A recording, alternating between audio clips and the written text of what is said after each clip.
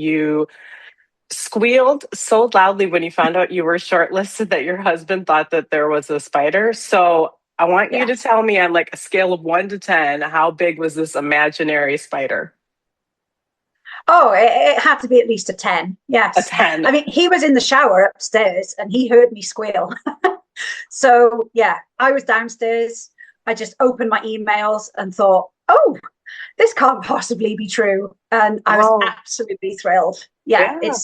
it's been a dream of mine to be, nominated for an award for one of my books. And yeah, what a joy, what an absolute thrill.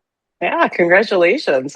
So in this book, What We Left Behind, we have Dottie, and she takes Yes, in 5 evacuee children, and one of them has a bruised lip. yes. And in that moment, what is Dottie thinking and feeling? Dodie had a difficult childhood herself. She was sent away to boarding school at a very young age. And so when she sees these children that have been sent away from their home, that have obviously, had a difficult time of it, really her heart just goes out to them and she can't possibly let them suffer any more than they already had. And so I think she's just one of life's helpers. And if Mm-hmm. she has the power to do something, then she will do what she can. She's just a kind soul, really. And she takes in 5 kids. 5 kids, yeah. And so your title is What We Left Behind. We get a sense that the children are leaving something behind. They're going from the East End of London, they end up in Mhm. Wales. Yeah. And is there something that Dodie is leaving behind? Yes, Dodie is leaving heartbreak behind and a Ah, sense of failure and a sense that perhaps she isn't worthy of love and she has to leave that behind her and recognize okay. that she is worthy of love. And Patrick's in a similar situation. He's got a secret. He doesn't like people to know about his background. Yeah, he's quite troubled by things that happened in his past, and he has to get past that as well and realize that he's worthy of love too. This is one of the main things that they have in This common. awful background, this awful thing, and then love still kind of triumphs. Exactly. And Exactly. That's one of the loveliest things in a romance novel, isn't it? That we love to think of people finding that connection with someone and getting there happy ever after. the children go from East End of London and they end up in Mm-hmm. Wales. So what was it Yes. about having that setting in your book? Having it be They're in very, Wales? very different.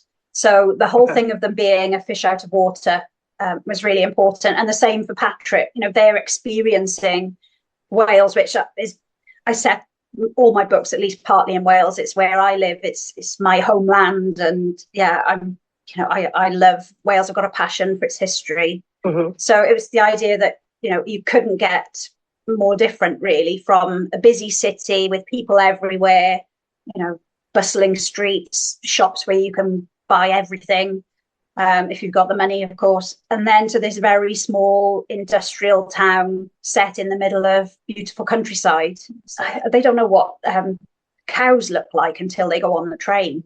They've only Mm. seen pictures. They've never seen wide open fields before. It's part of that sense of being dislocated from home. That was why it was important to have them from the city. And then the contrast works well because they're also coming from a not a poor background, Yeah, and and they're being going to billeted in find this mansion house that yeah, and seems like a castle to them, with so I want carpets on the floor and things, and to yeah. bathrooms and all sorts of amazing things. Could in one word, I'm going to give you each of the children's names Yeah.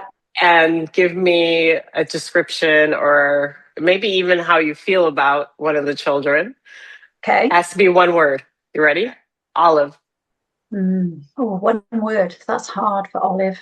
Troubled, Peter. difficult, Michael. responsible, Barbara. cheerful, Shirley. cheeky. That's a nice Or mix. actually, can I go with affectionate for Shirley? Okay. Yeah. I Yeah. mean, it's your book. Shirley's a bit like a little puppy that just sort of wants to love everybody. So I also read that you have a van. Camper van, yes. Yeah. Tell me a little bit about the van. Well, the camper van is called Gwynny because she's Mm-hmm. white, and Gwyn is the Welsh word for white. Okay. And she's 52 years old, so she's nearly as old as me. And my husband and I love to travel, and we drove to Prague and back in her last year, and the year before we went to Venice to visit a friend of mine, Siobhan Dyko, who's also an author. Mm-hmm. And yeah, so she's carried us across the Alps and given us lots and lots of adventures, and she makes people smile wherever we go. So yeah, what's not to love? And it's 52 years old. How does it run? My husband's in charge of that. He's the romantic hero and the mechanic in the household. Oh, wow.